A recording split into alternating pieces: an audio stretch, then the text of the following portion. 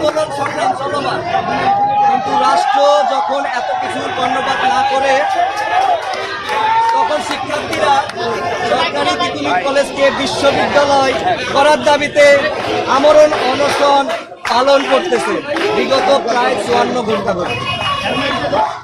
অনশনরত শিক্ষার্থীরা এখন পর্যন্ত এক গ্লাস পানিও পান করে না।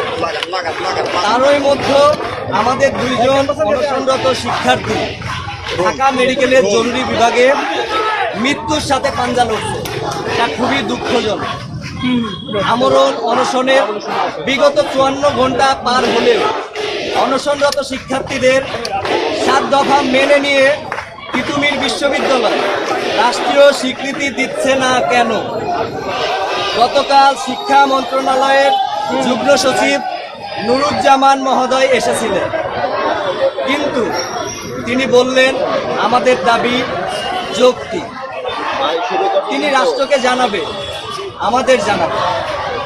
শিক্ষার্থীদের অনশনরত অবস্থায় মারা গেলে অথবা মারা যাচ্ছে আর তারা ধীরে সুস্থে কাজ করার কথা ভাবছে। রাষ্ট্রের দায়িত্বশীল জায়গা থেকে এই ধরনের বক্তব্য শিক্ষার্থী কখনো আশা করে নাই। আমরা স্পষ্টভাবে ঘোষণা করতে চাই, 1 ফেব্রুয়ারি রোজ শনিবার বিকাল 4টার মধ্যে আমরণ অনশনরত শিক্ষার্থীদের 7 দফা দাবি মেনে নিয়ে তিতুমির বিশ্ববিদ্যালয়কে রাষ্ট্রীয় স্বীকৃতি না দেওয়া হলে Barasat barricade two north city কর্মসূচি অনির্দিষ্টকালের জন্য পালন করা হবে। রেল ও সড়ক পথ উক্ত কর্মসূচির আওতাভুক্ত থাকবে।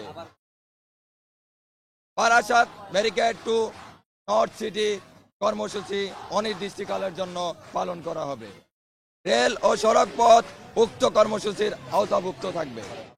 অর্থাৎ আগামী 1 ফেব্রুয়ারি থেকে Barasat barricade two north city 1 ফেব্রুয়ারি রোজ শনিবার বিকাল 4টার মধ্যে আমরণরত অনশনরত শিক্ষার্থীদের 7 দফা দাবি মেনে নিয়ে তিতুমির বিশ্ববিদ্যালয়কে রাষ্ট্রীয় স্বীকৃতি না দেওয়া হলে Barasat barricade two north city কর্মসূচি অনির্দিষ্টকালের জন্য পালন করা হবে।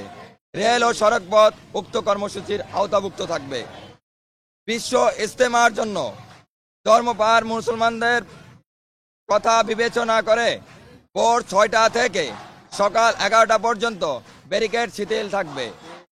আবারও বলছি, মুসলমান ভাইদের জন্য ভোর 6টা থেকে সকাল 11টা পর্যন্ত ব্যারিকেড শিথিল থাকবে। সকল মুসলমান ভাইদের প্রতি অনুরোধ থাকবে, ইজতেমায় যাওয়া আসা করবেন, একসাথে শিক্ষার্থীদের কষ্ট অনুভব